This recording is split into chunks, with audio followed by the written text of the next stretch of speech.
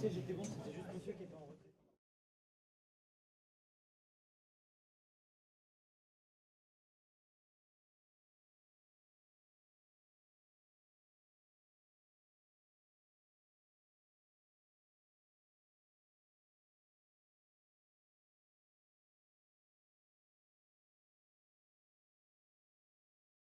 Nous avions quitté les bancs de l'école, les salles de cours, les établis et les brèves semaines d'instruction nous avaient fondu en un corps brûlant d'enthousiasme.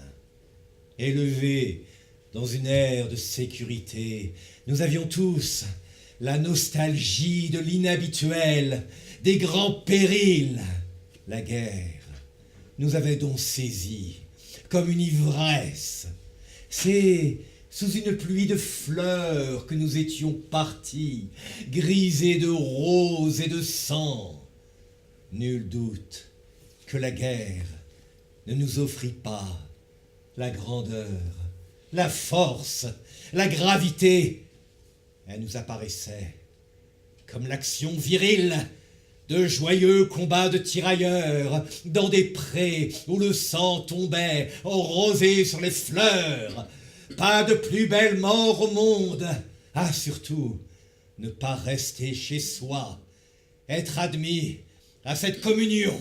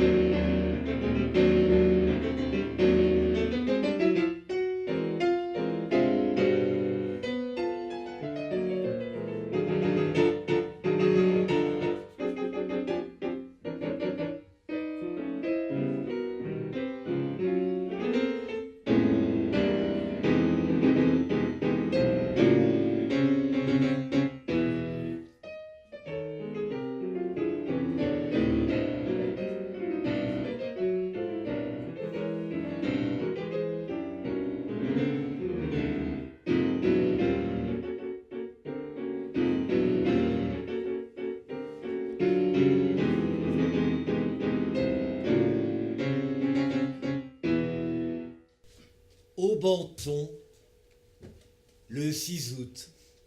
Mes chers parents, j'ai pour bureau le sommier d'une grange dans laquelle nous avons passé la nuit. Parti de Lille hier, à 11 h du matin, au milieu d'une foule en délire, nous arrivâmes d'ici à 8 h 30.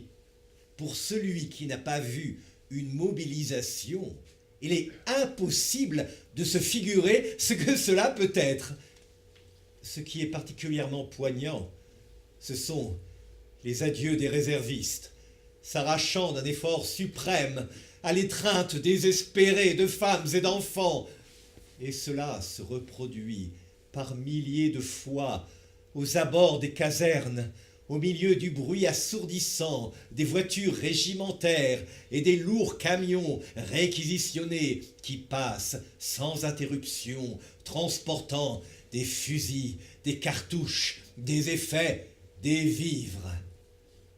Notre départ de Lille fut des plus touchants.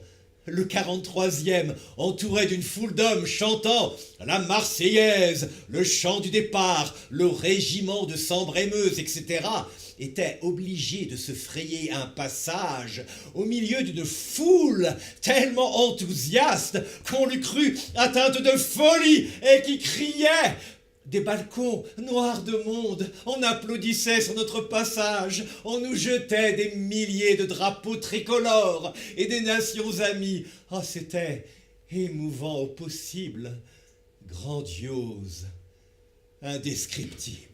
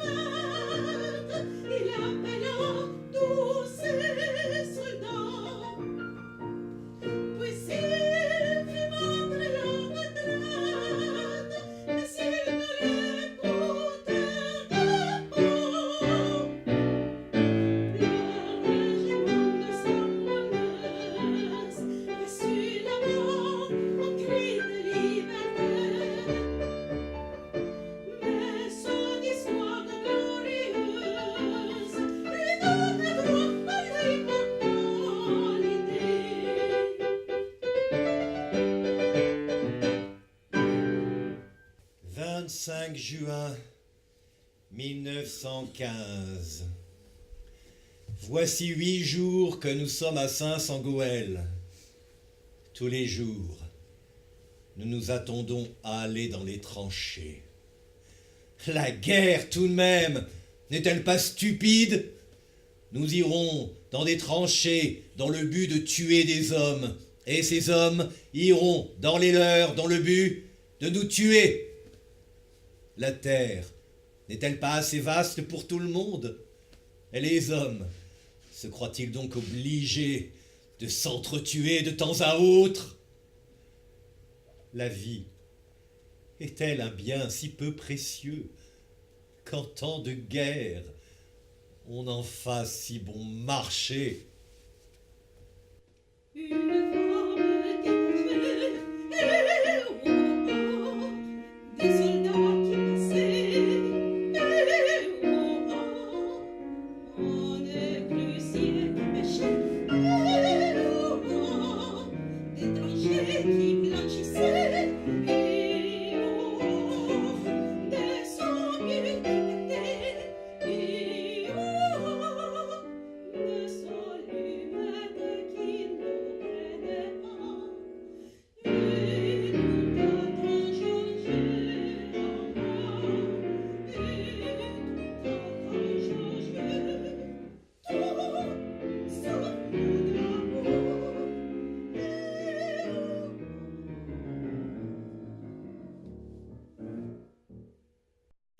Soulevons la paille, regardons la neige, écrivons des lettres, attendons des ordres, fumons la pipe en songeant à l'amour. Les gabions sont là, regardons la rose. La fontaine n'a pas tari, pas plus que l'or de la paille ne s'éternit. Regardons l'abeille et ne songeons pas à l'avenir. Regardons nos mains qui sont la neige, la rose et l'abeille, ainsi que l'avenir.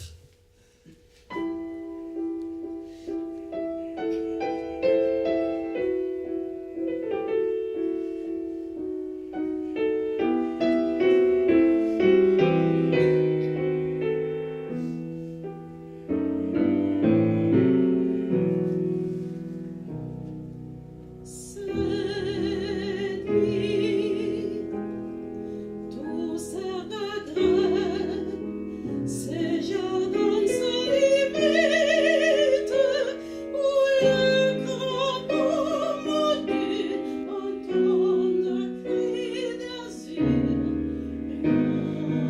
l'empêche du silence perdu par ses vides. Oh, Seigneur, porté par l'amour,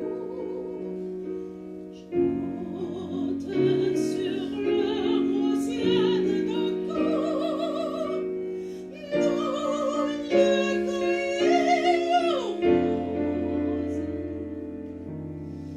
Nos cœurs ont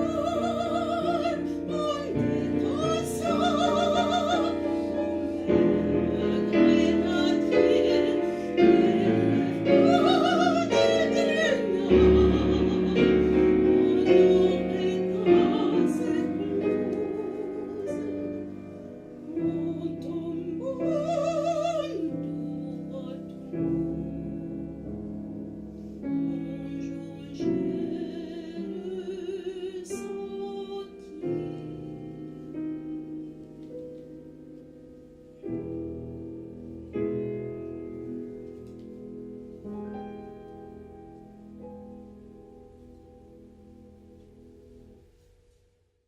« 25 janvier 1916. Mon cher Vuillermoz, vous avez d'autant plus raison que la berceuse dont vous voulez bien vous occuper a précisément les dimensions d'une estampe. Or, une estampe n'est pas une fresque, ce qui d'ailleurs n'entrait pas dans mes intentions. Et puis, nous faut-il encore 375 pages pour fixer notre émotion?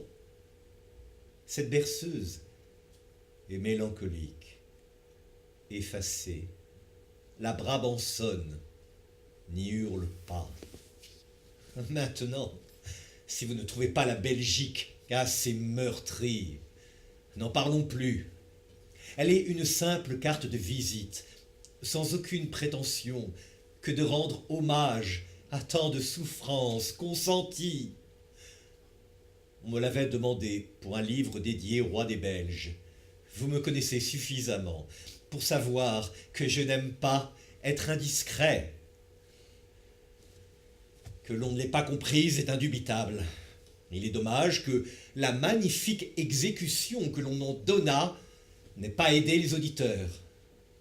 Pour finir, car voilà beaucoup plus de mots qu'il n'y a de mesure dans la berceuse, croyez bien que la musique de guerre ne se fait pas en temps de guerre. À proprement parler, il n'y a pas de musique de guerre. Vous le savez bien.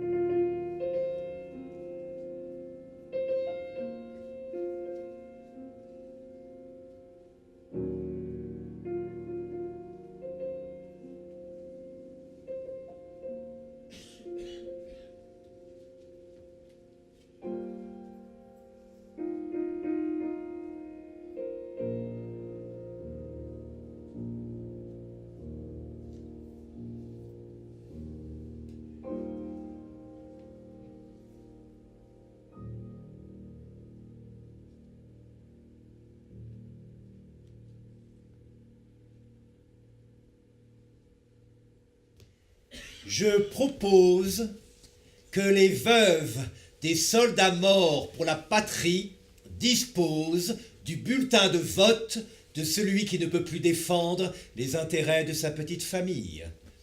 Je propose que le père, s'il n'y a pas de veuve, dispose en même temps que de son vote personnel du vote de son fils tombé face à l'ennemi, afin que les intérêts des soldats de la guerre soient défendus par le mort.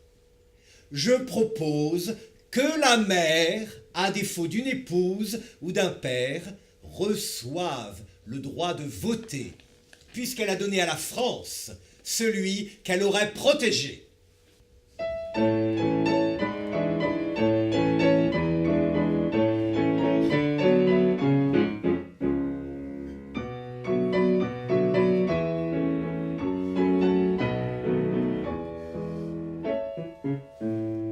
n'est pas si inutile, on n'est pas embusqué. On a les bras dans l'huile, on est dur au métier.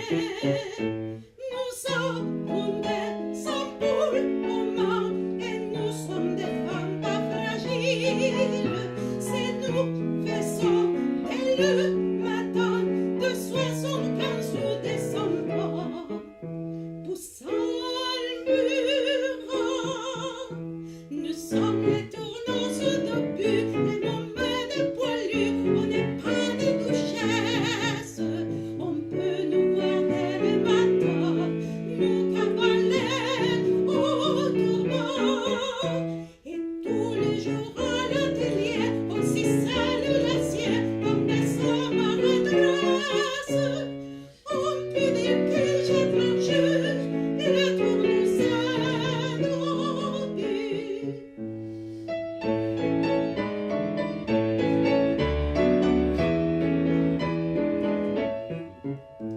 Nous gagnons la biffaille des vieux à la maison. La mettre à la bataille, il faut bien nous bouffier. On donne la pour donne, c'est nous qui faisons la mitraille. Et nos parents trop mochats pour leur y rentrer dans les lards. Ou bien autre part, nous sommes les tournants de but, les moments de poilus, on n'est pas des duchesses. On peut nous voir dès le matin, nous cavaler au tourment. Et tous les jours à l'atelier, on s'y salue l'acier comme des hommes à redresse. On peut dire que j'ai tranché, le tour nous a drogués.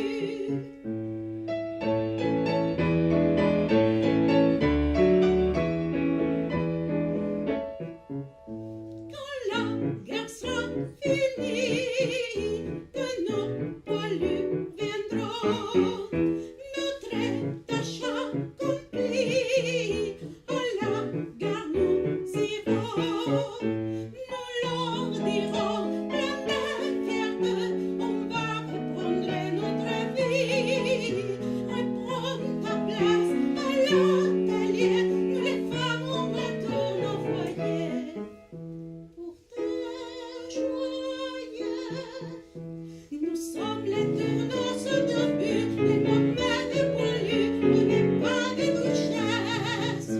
On peut nous voir dès le matin, nous cavaler au tourment. Et tous les jours à l'atelier, on s'y salue l'acier comme les hommes à redresse. On peut dire que j'ai tranché, le tour nous a drogués.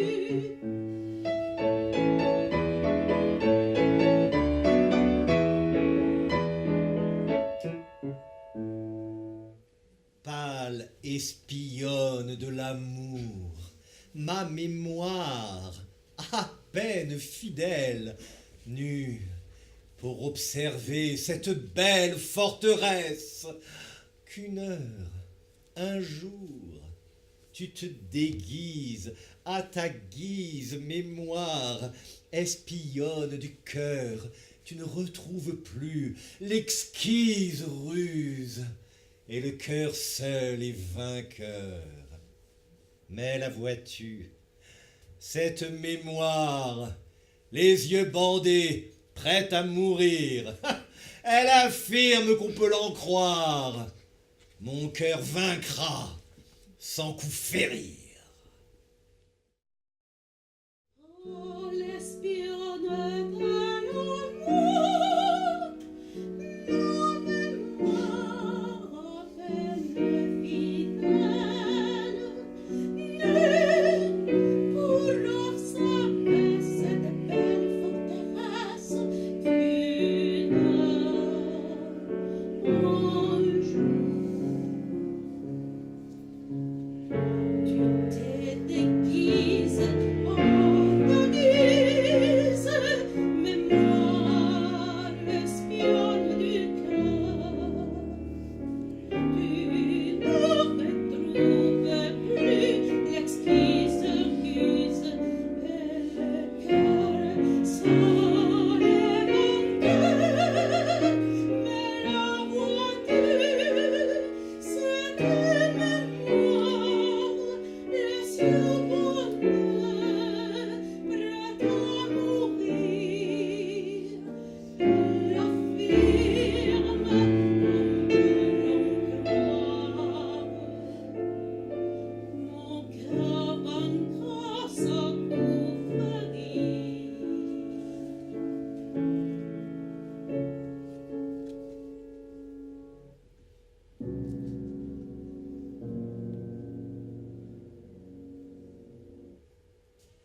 Je vis entrer dans mon bureau un grand vieillard au front couronné de longs cheveux gris, comme dans les estampes, enveloppé dans un vaste manteau. Il marchait appuyé sur une canne avec une peine extrême. Je me levai avec déférence. L'homme paraissait mon aîné, et j'offris une chaise au vieux bonhomme, digne et simple. « Que puis-je pour votre service ?» demandai-je. « Monsieur le maire, je dois commencer par vous dire que je ne suis pas de Lens. J'étais venu avec ma femme passer mes vacances ici quand la guerre m'a surpris. Cela ne fait rien. Pour moi, vous êtes lensois au même titre que mes concitoyens. Oh, je vous remercie beaucoup, mais... » Il jeta vers la porte un coup d'œil méfiant, redoutant quelque visiteur importun. « Vous pouvez parler, lui dis-je. » Alors, l'inconnu se leva brusquement, avec une vigueur juvénile et d'un geste preste, fit sauter sa superbe chevelure grise. J'avais devant moi un beau gaillard de 40 ans à peine, vigoureux et jovial. J'étais trop interloqué pour penser à rire. « Voilà, monsieur le maire, il faut que je vous explique. Ma femme et moi, nous sommes des artistes. Je joue à Paris, dans les théâtres de boulevard. Alors vous comprenez, j'ai l'habitude de me grimer. C'est pourquoi, vous permettez ?» Il fixa sur son crâne sa perruque, et je retrouvai mon grand vieillard. Si je me suis fait cette tête-là, c'est à cause de mon âge. Je ne veux pas que les Allemands m'emmènent, vous comprenez? D'ailleurs, je brûlerai la cervelle au premier qui voudra me prendre. Ah, si je pouvais m'échapper, tenir un fusil. Mais je dois rester ici, à ne rien faire. Et ma femme est malade. Oh, si vous pouviez... Vous avez bien fait de venir, lui dis-je. En somme, votre femme et vous, vous êtes des chômeurs. Vous toucherez tous les deux une indemnité forfaitaire, et je vous inscris également pour un secours. Tenez, acceptez ceci, en temps de guerre, vous le pouvez. Je lui tendis un billet de 50 francs. Je ne pourrai vous rendre cette somme que plus tard, lorsque les théâtres rouvriront. Eh bien, j'ai confiance. J'attendrai. Il me serra la main et reprit son pas lent et digne de vieillard cassé.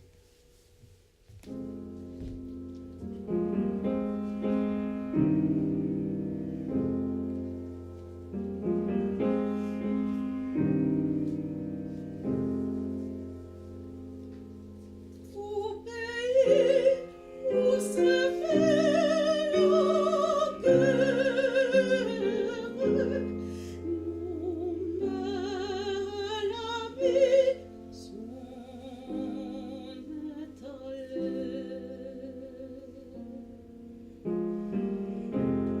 Il semble à mon cœur désolé qu'il ne reste que moi sur la terre.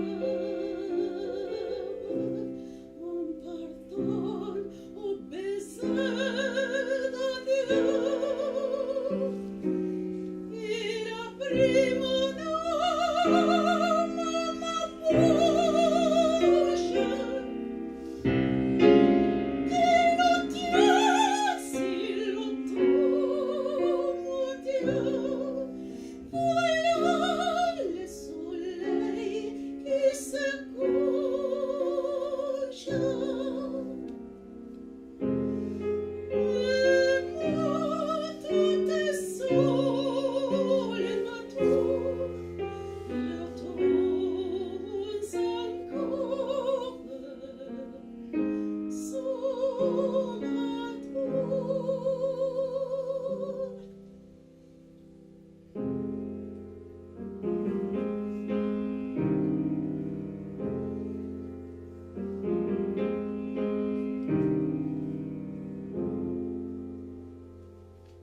Les pigeons sur le toit roulent amoureusement.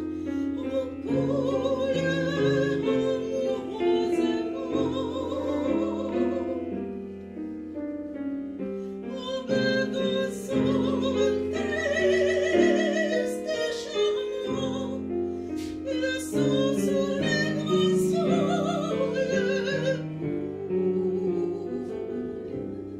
Je me sens tout près de Blumen. Mon cœur comme l'espoir s'épanche et je n'ose plus espérer. Aussi brillant la lune blanche. Et moi, tout est sombre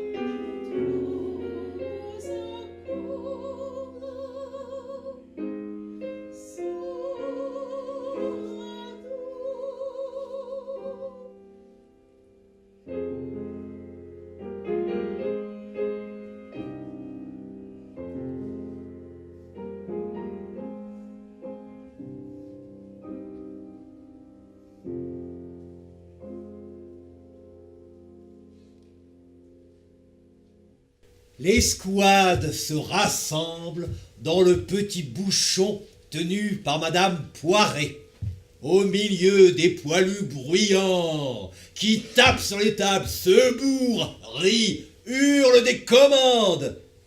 Une jeune fille circule, placide et souriante. C'est la fille de la maison, Palmyre Poiret. Ah, Palmyre a 16 ans, les dents blanches, des cheveux blonds dorés, des joues roses comme des pommes d'api et des yeux bleus, candides, qui sembleront comme les yeux des poules.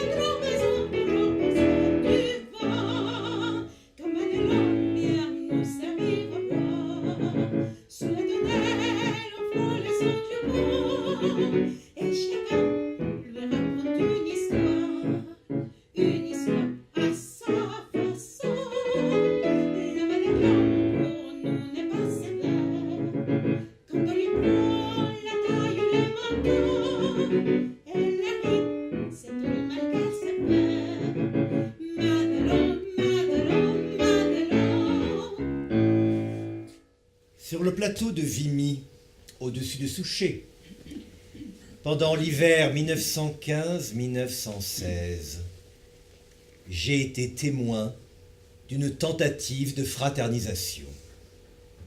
Je roupillais sous une toile de tente. Soudain, mon voisin me secoue. Ah, regarde donc, c'est marrant. Je lève le nez et face à nous, à 30 mètres, je vois une quinzaine d'Allemands tranquillement assis sur leur parapet et qui nous faisaient des signes d'amitié. Personne n'avait envie de tirer. Un des soldats allemands, qui avait un accordéon sur les genoux, se mit à jouer en chantant en français. Les deux escouades, dont le bleu horizon et le Feldgrau, s'étaient uniformisés sous une épaisse croûte de boue jaunâtre, s'observaient curieusement lorsqu'un des Allemands se détacha du groupe et, zigzagant entre les trous d'obus, marcha vers nous. Il était sans armes. Un de mes poilus jeta son équipement et s'avança à sa rencontre. Comme j'étais seul gradé dans ce petit poste, je fus assez embêté. Au cantonnement, les officiers avaient transmis maintes recommandations, essayant de nous persuader que les tentatives de fraternisation cachaient immanquablement des traîtrises variées. Après s'être étreints cordialement, les deux hommes se séparèrent et chacun rentra dans son camp. « Qu'est-ce qui t'a dégoisé ?» demandai-je au bonhomme, qui me répondit. « Ah ! Le Boche m'a dit, infanterie, français et allemand, bons camarades, mais les artilleurs, tous des cochons. » Et, dans un sens, il a raison le Fritz. Sans ces vaches d'artiflots, ce serait la bonne vie ici, puisqu'on ne voit jamais un officier et qu'on s'entend bien entre copains.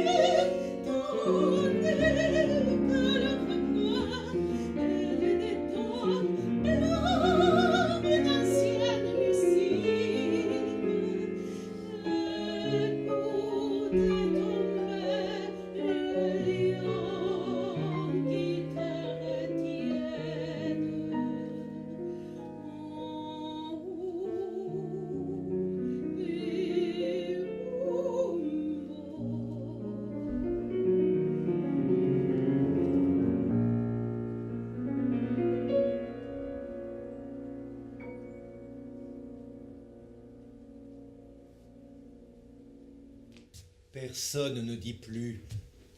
C'est pour bientôt la fin.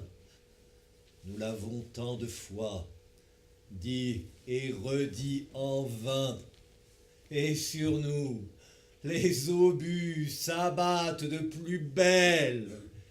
Pas de jour qui ne compte une moisson nouvelle d'infortunés civils fauchés par le canon. Nul instant assuré, le hasard est le nom des tubes meurtriers qui sifflent sur nos têtes.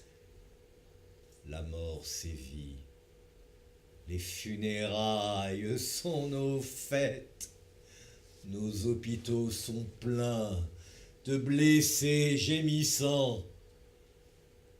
Pauvres maisons de lance, vides et délabrées, sans meubles, ni parquet, ni porte, démembrées, qui voyez sous leurs coups vos plafonds s'écrouler. Que ne diriez-vous pas Si vous pouviez parler. Mon œil y cherche en vain.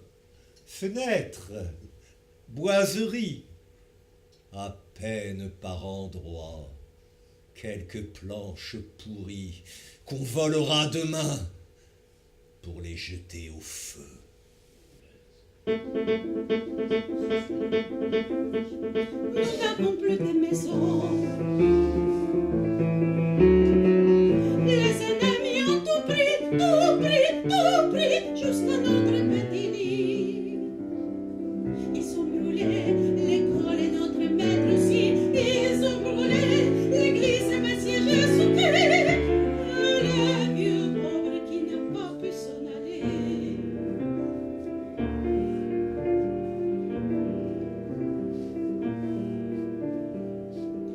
Nous n'avons plus de maison. Les ennemis ont tout pris, jusqu'à notre petit lit.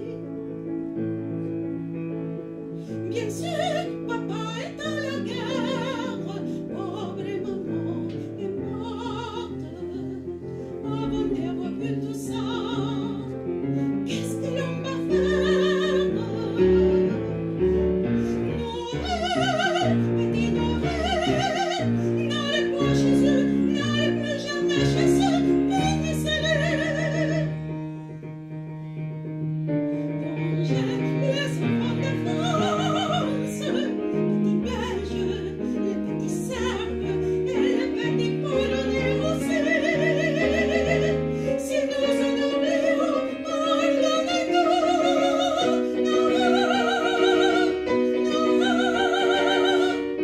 Surtout, pas des joujoux. Tâchez de nous redonner le pain quotidien.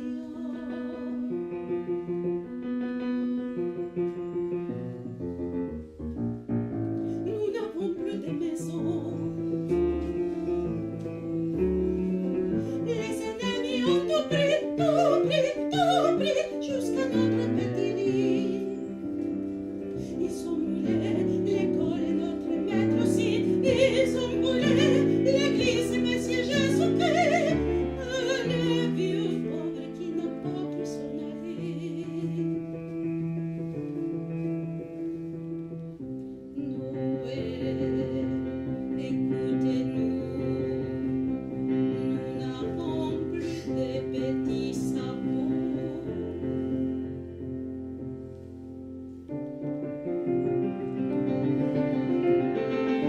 Mais donnez la victoire aux enfants de France. Le front est une cage dans laquelle il faut attendre nerveusement les événements. Nous sommes étendus sous la grille formée par la trajectoire des obus et nous vivons dans la tension de l'inconnu. Sur nous plane le hasard. Lorsqu'un projectile arrive, je puis me baisser et c'est tout. Je ne puis ni savoir exactement où il va tomber, ni influencer son point de chute.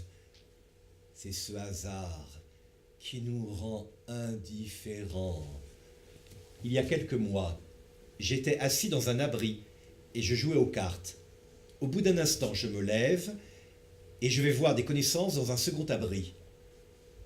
Lorsque je revins, il ne restait plus une miette du premier.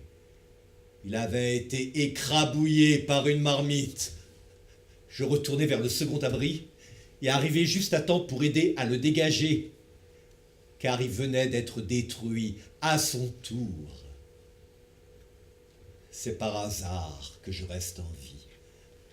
Comme c'est par hasard que je puis être touché. Dans l'abri, à l'épreuve des bombes, je peux être mis en pièces. Tandis que, à découvert, sous 10 heures du bombardement le plus violent, je peux ne pas recevoir une blessure.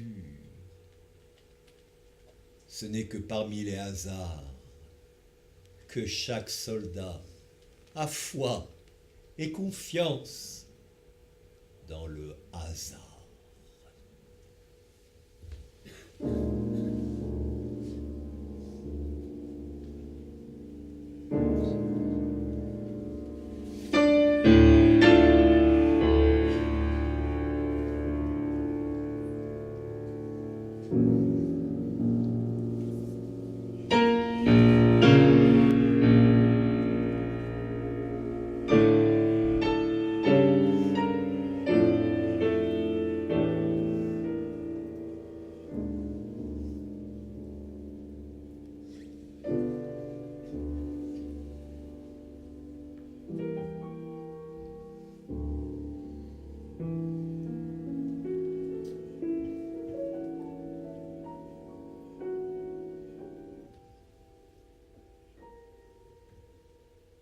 Hélas, si vous l'aviez voulu, Seigneur, elle ne coulerait pas de mes yeux, ces larmes brûlantes que je répands en votre présence.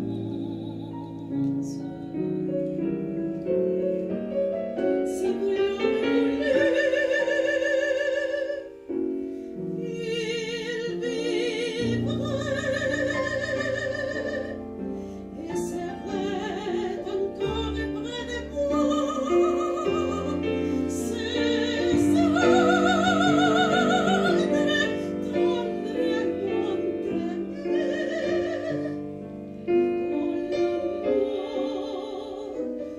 a brisé mon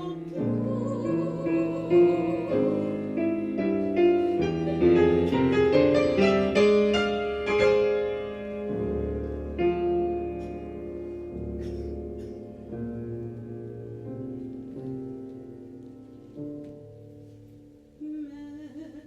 Mais j'adore votre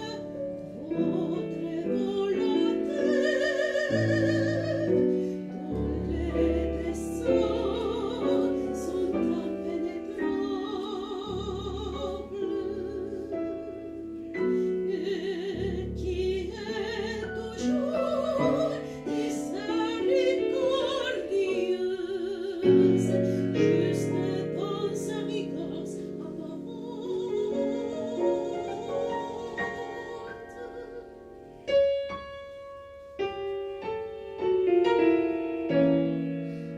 J'essaie de m'y soumettre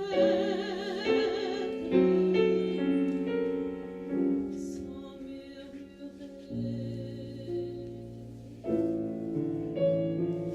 Je courbe la tête et j'anxie, oh mon Dieu, en lisant dans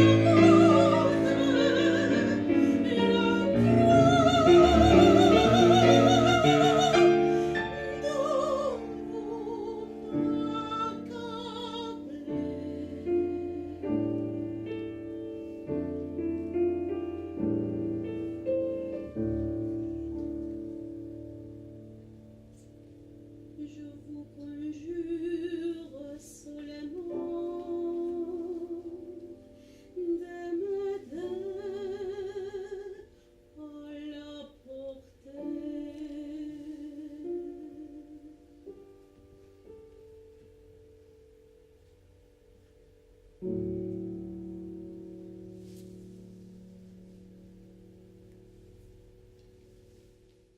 Tout à coup, le feu de l'ennemi devient ajusté, concentré.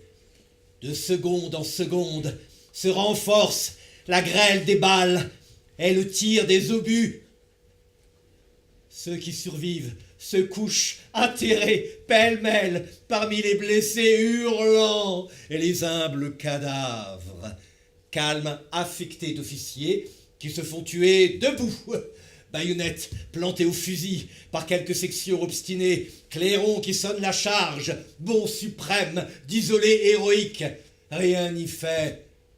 En un clin d'œil, il apparaît que toute la vertu du monde ne prévaut rien contre le feu. Une explosion formidable tombe sur nous. Je tremble jusqu'au crâne. Une résonance métallique m'emplit la tête. Une odeur brûlante de soufre me pénètre dans les narines et me suffoque. La terre s'est ouverte devant moi. Je me sens soulevé et jeté de côté, plié, étouffé et aveuglé à demi dans cet éclair de tonnerre. Je me souviens bien pourtant, pendant cette seconde où, instinctivement, je cherchais, éperdu, hagard, mon frère d'armes, j'ai vu son corps monter, debout, noir, les deux bras étendus de toute leur envergure, et une flamme à la place de la tête. Rien que du feu. Et puis, du bruit avec. Mais alors, un de ces bruits, comme on ne croirait jamais qu'il en existe. On en a tellement eu plein les yeux, les oreilles, le nez, la bouche tout de suite, du bruit, que je croyais bien que c'était fini, que j'étais devenu du feu et du bruit moi-même. Et puis non, le feu est parti, le bruit est resté longtemps dans ma tête, et puis mes bras, mes jambes qui tremblaient comme si quelqu'un voulait secouer de par derrière, ils avaient l'air de me quitter, puis ils sont restés quand même, mes membres, dans la fumée qui piqua les yeux, encore pendant longtemps. L'odeur pointue de la poudre et du soufre nous restait, comme pour tuer les puces et les punaises de la terre entière.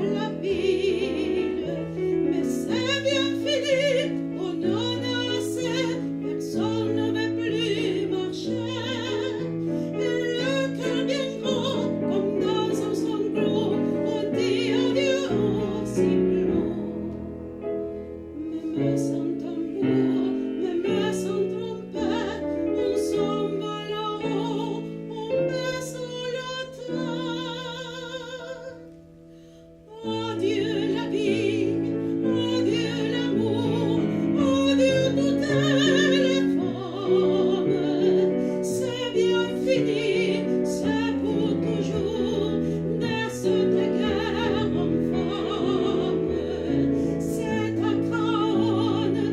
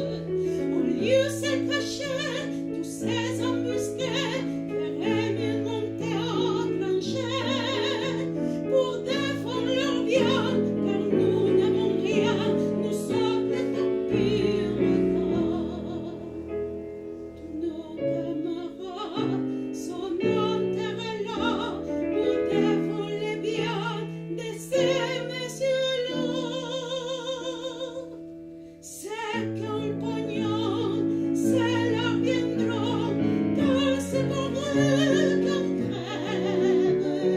Mais c'est fini, car les troufions vont tous se mettre en grève. Ce sera votre tour, messieurs les gros, montez sur le plateau. Car si vous voulez faire la guerre, payez la vôtre pour, oui, de votre pour.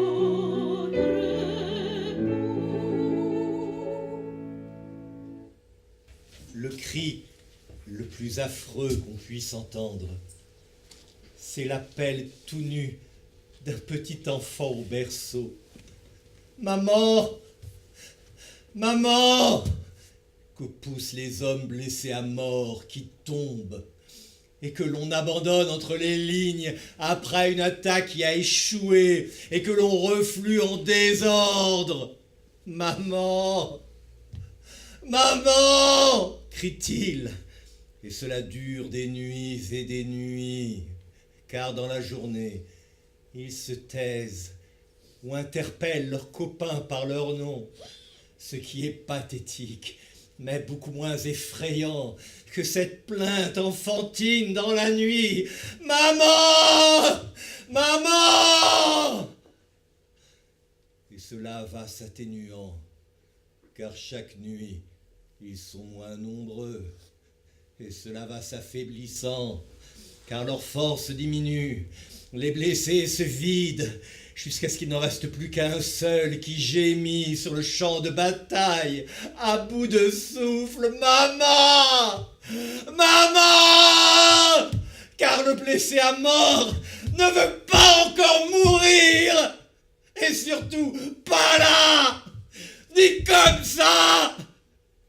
Abandonné de tous!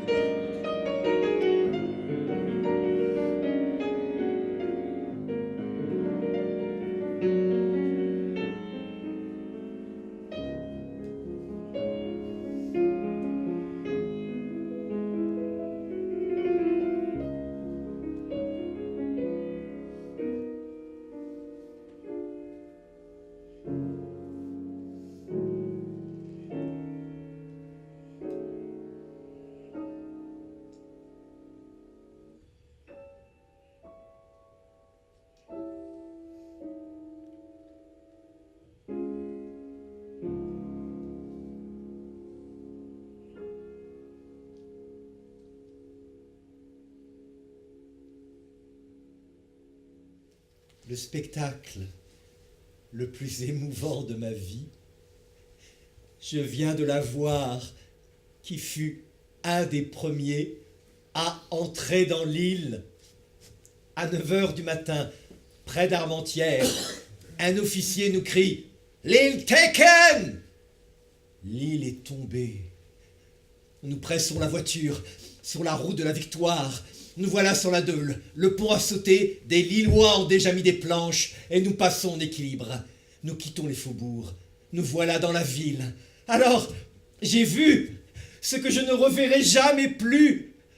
De toutes les maisons, comme à un son de cloche, sortent les femmes, les hommes, les enfants, les vieillards. Ah, ils se jettent sur nous et nous embrassent. Et nous recevons des fleurs, des gâteaux, du pain. Mais la foule se met à crier. Et voici que l'on entend. Voici 4 ans que nous vous attendons. Ce que nous avons souffert. Nous ne voulons plus souffrir autant. Dites-nous que c'est bien fini. Dites-nous-le. Puis, nous arrivons à la mairie. Nous nous engouffrons dans le vestibule, et comme si c'était vraiment nous qui étions les héros, tout le monde tombe sur nous et nous embrasse. Mais la foule s'est amassée. Elle est maintenant devant nous, comme une mère. Nous sommes les premiers messagers de la patrie. Et elle veut savoir. Elle crie « Parlez ! Parlez !» Nous ouvrons les fenêtres et nous lui parlons.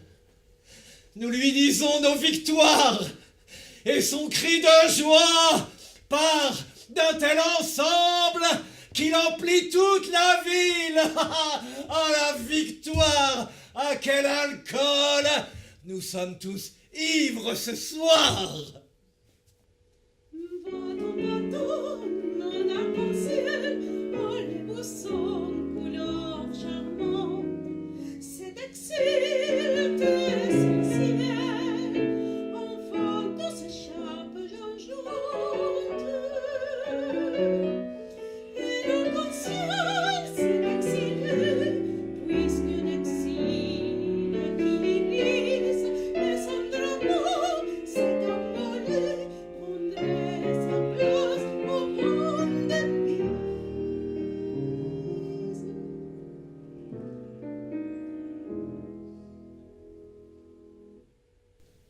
L'anse est fantastique.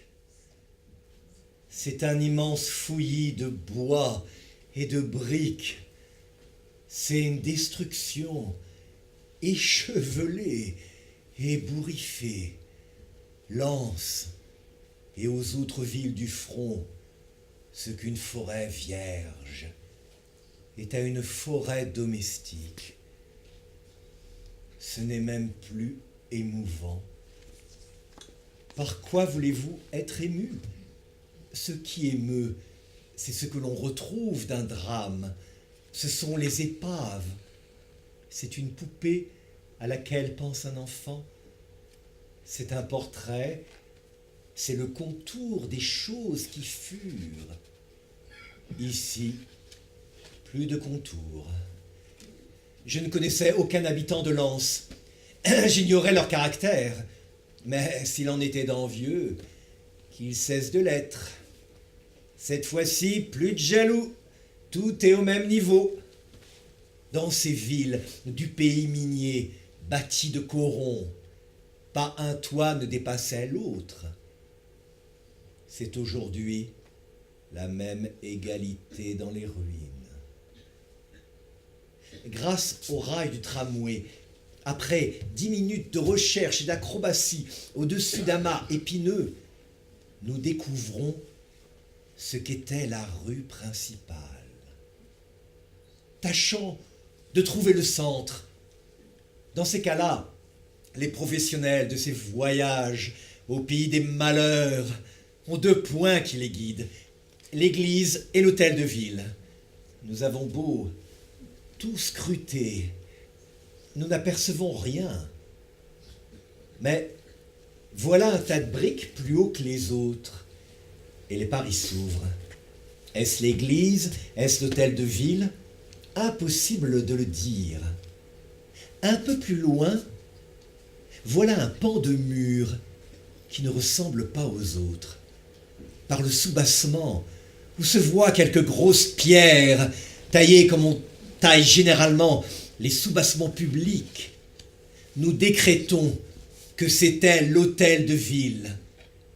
Et par là, nous reconnaissons que la petite montagne de briques de tout à l'heure était l'église.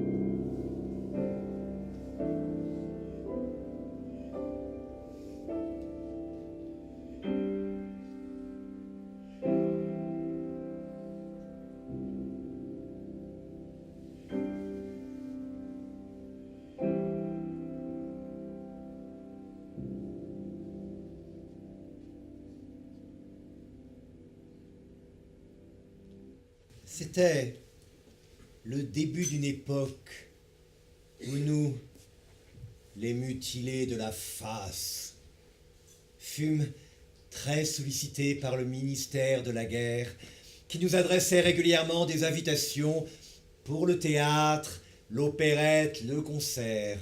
Nous avions nos places réservées dans tous les spectacles de Paris. Nous formions un spectacle dans le spectacle, avec nos visages bandés qui faisaient tache dans la salle et qui, à l'entracte, concentraient l'attention du public. Certains en étaient encore à découvrir ce que cette guerre avait eu d'impitoyable. On entendait parfois, dans le silence, le sifflement respiratoire d'un de nos camarades, blessé de l'intérieur par les gaz. Je prenais goût à la musique et n'hésitais pas à échanger une place d'opéra-bouffe contre une place de concert. Le 14 décembre, on donna le requiem de Fauré au théâtre des Champs-Élysées. Et nous n'étions que deux à occuper les chaises réservées aux grands blessés. Je reconnus mon voisin, qui était à ma connaissance le seul à avoir perdu les deux oreilles lors d'une déflagration. Nous avions partagé la même chambre pendant l'été 17. Je lui murmurai quelques mots, sans attendre de réponse, car je me souvenais qu'il avait également perdu l'usage de la parole. Il parvint, malgré tout, à sourire et à me montrer la joie qu'il avait de me revoir. Je lui demandai son adresse, l'informant que l'un des nôtres bâtissait une association dont nous souhaitions le faire profiter. Il me la griffonna sur un petit bout de papier et ajouta en bas de la feuille: « On les a eus, n'est-ce pas ?» Pour toute réponse, je lui serrai très fort le bras. Ensuite, la musique nous enveloppa.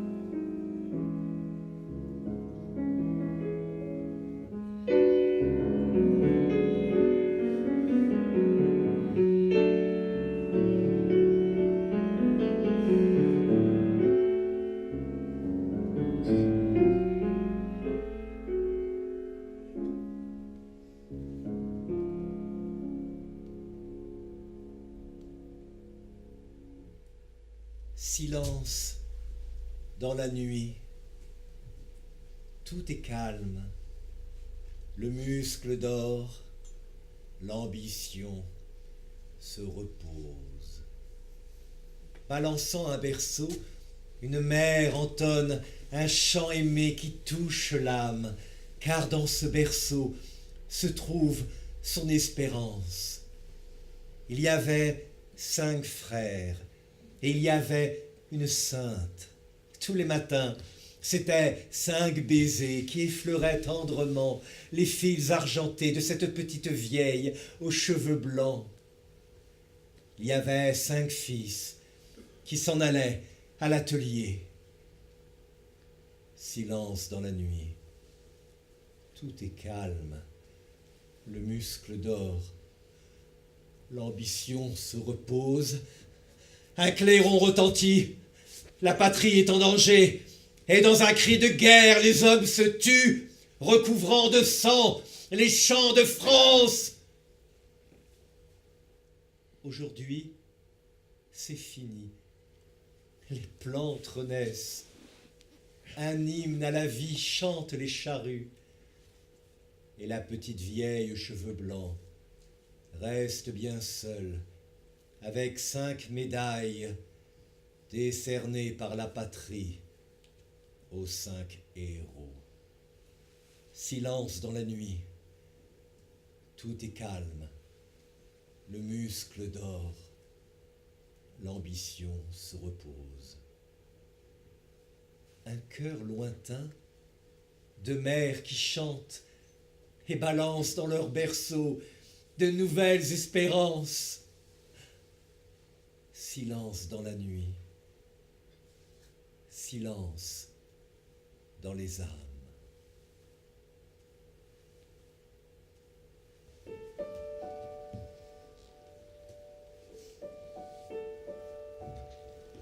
Silencio en la noche, ya todo está en calma, el músculo duerme, la ambición descansa, meciendo en la cuna. Una madre canta, un canto querido que llega hasta el alma, porque en esa cuna está la esperanza. Eran 5 hermanos, ella era una santa, eran 5 besos que cada mañana rozaban muy tiernas las hebras de plata de esa viejecita. De canas muy blancas eran 5 hijos que al taller marchaban.